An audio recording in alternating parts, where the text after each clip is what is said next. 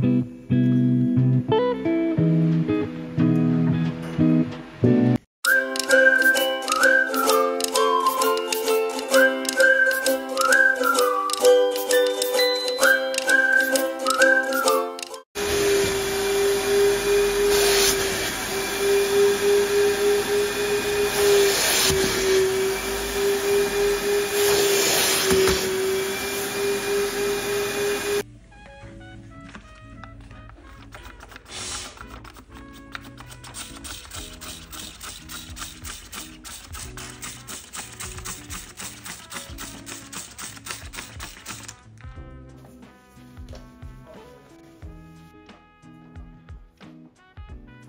تلویزیون رو عوض کردیم، با قول فروان مهدی رو برو شدیم. خب بچه ها میز تلویزیون رو به فنا دادیم، الان چسبکاریش کردم بچه ها دیگه، فرش رو پهن کردیم، منتظریم چسب خودش رو بگیره بعد درستش کنیم. وضعیت خونه یه کاری که کردم، اومدم داخل این تیبک گذاشتم، اینجوری تیبگا رو داخلش گذاشتم، قبلا توش نبات بوده دیگه، الان اینجا گذاشتمش، فکر کنم اینجوری قشنگ‌تر شد.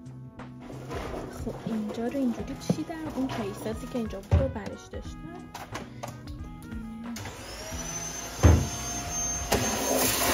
دیگه، نتونستم که اینجا بهتون نشون بدم چون خودم نقش خاصی نداشتم. بچه ها دیگه جا به جا کردنش و اینا، خودم هم ببینید بچه ها جا به جا کردن دیگه، کار خاصی من نکردم که براتون میگم، فقط اینا رو چیدم دیگه.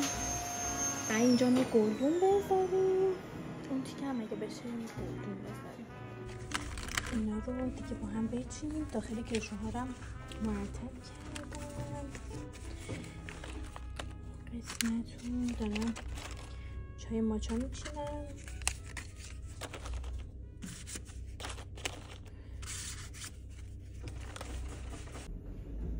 خب بهتون نشون بدم اینجا که دمنوش چای بابونه و این قهوه ها رو گذاشتم. اون نمیدونم یه دمنوشی بودش که جلش رو انداخته بودم، نمیدونم چی بود دیگه، گذاشتمش.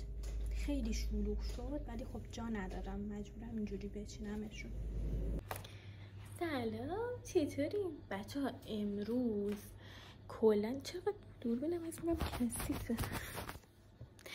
امروز کلن خیلی مثلا کار چیزی نداشتیم که مثلا من بخوام انجام بدم، جز همین چیدن و اینا بود.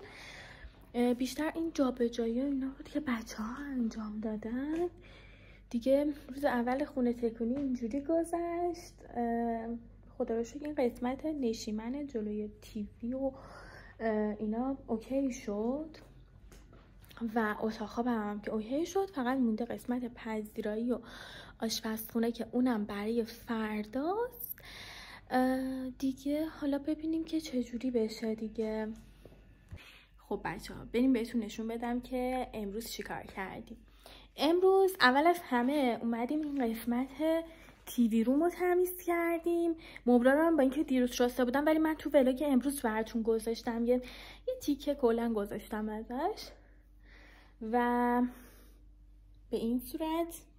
اینجا هنوز نمیدونم چه اکسسوری روی میز بذارم، این میزم هنوز خالیه، نمیدونم چی بذارم و دیگه اینجا رو تمیز کردیم کلا. این بامبورم از کنار کافی بار آوردم اینجا گذاشتم. حالا شاید واسه اینجا یه گیاه دیگه بگیرم، اینو باز ببرم اونجا، نمیدونم هنوز دیگه. یه سری چیزا یادم رفت، کوسنا رو بعد بشورم جلدشو، لوسترم نکشیدیم، گردگیری نکردیم و شوفاژ هم موند گردگیریش. بعد از اینجا اومدیم این تیکه بچه ها همین قسمت جلوی دره، اینجا دیگه فقط تی کشیدیم و 2-3 دفعه من تی کشیدم که قشنگ تمیز شه. اتاق کلوزت که هیچی، اون کلا یه داستان جدا داره واسه خودش. و بعد از اون اومدیم کافی بار رو تمیزش کردیم. من کافی بارم بهتون نشون بدم. اینجا رو قشنگ خلوت کردم. اینجا یه چای ساز بود برداشتم، باز به جاش اینو گذاشتم دیگه. خلاصه این که آشپزخونه هم یکم جمع و جور کردیم چون که آشپزخونم خیلی کثیف بود، ولی دیگه نشد که مثلا کامل بگم حالت خونه تکونی، نه، فقط در حد اینکه یکم جمع و جور بشه انجام شد. فردا میخوایم قسمت پذیرایی و قشنگ خونه تکونی کنیم و قسمت آشپزخونه. این کلوزت هم که اینجا پشت سر منه، این خودش باز کلا یه داستان جدای دیگه داره. گفتم اینجا بشینم باهاتون صحبت کنم. بچه ها ببینید اتاق خوابم تمیز کردم، ولی مجبور شدم لباسامو از داخل کشوها بریزم بیرون. یه سری از لباسام داخل کشوهای اتاق خواب بود، یعنی توی کلوزت نبود. بعد الان نمیدونم، یعنی هنوزم که مرتبش نکردم به خاطر اینه که بین دو دلی موندم، نمیدونم اون لباسا رو چی کار کنم. مثلا بیارم وسایل آرایشیمو اینجا بذارم، بعد مثلا وسایل مراقبتی و لباسا کلا توی کلوزت باشه دیگه. خلاص اینکه بین دو تا چالش گیر کردم، هنوز نمیدونم باید چی کار بکنم دیگه. همین دیگه. اون اتاق خوابم که کامل مرتبش کردم، آخر این ویدیو براتون میذارم.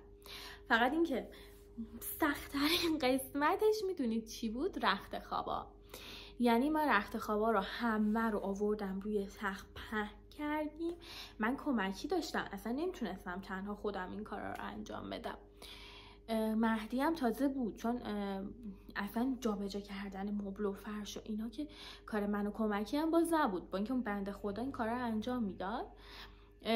بعد دیگه هیچ رخت خوابا رو پهن کردیم. من گفتن نفتالین بذارین چون خب خیلی استفاده نمیشه. مگه من چقدر مهمون دارم با این حجم رخت خوابی که مامانم گذاشته؟ بگم 10 تا توشکه با 10 تا پتوتو بگیر. تازه مامان مهدی هم بنده خدا گذاشته اونو طبقه بالاست، اونا رو هم بعد بریم یه فکری به حالشون بکنیم. بعد گفتن نفتالین رو نندازید مستقیم دیگه. من گذاشتم زیر انگار اون پلاستیکی که برای زیر کمد بود دیگه. خلاصه اینکه سخت‌ترین قسمتش همونجا بود، یعنی واقعا کمر درد میشی با این رخت خوابا. با اینکه من هنوز چیزی رو بلند نکردم و یا مهدی انجام داد یا بنده خدا این کمکیه، ولی واقعا خیلی خسته کننده بود. تو رو خدا اینقدر وسایل اضافی نذارید بابا. مامان من از همه چی مثلا 2-3 تا میذاره، کلا کاری ندارم به همین وسایل برقی و نمیدونم اینا. بابا توشک نهایت 4 تا، یعنی واقعا 4 تا بیشتر اصلا به کار نمیاد. و الانم دور زمینی نیستش که کسی بخواد مثلا زیر پاش توشک بندازه، نه یه پتو میندازم میخوابن دیگه. خلاصه اینکه یکم قور بزنم اینجا بهتون گفتم یکم اینجا بهتون قور بزنم و همین دیگه. اتاق خوابم که کامل بشه بهتون نشون میدم. احتمالا اتاق خوابو بریم ما هم دیگه کامل بکنیم که ویدیومون باحال‌تر بشه. خب بچه‌ها اگه تا الان منو سابسکرایب نکردید حتما سابسکرایب کنید. نظراتتون برای من خیلی مهمه، حتما نظراتتون رو هم برای من بنویسید. زنگوله کنار سابسکرایب رو هم فعال بکنید دیگه. بگید اینجور ولاگا رو دوست دارید یا نه. حالا بخش مهم و چجوری بهتون بگم چالش برانگیز من توی این خونه تکونی قسمت کلوزت رومه که اون رو هم آخر از همه براتون میذارم. فعلا بچه‌ها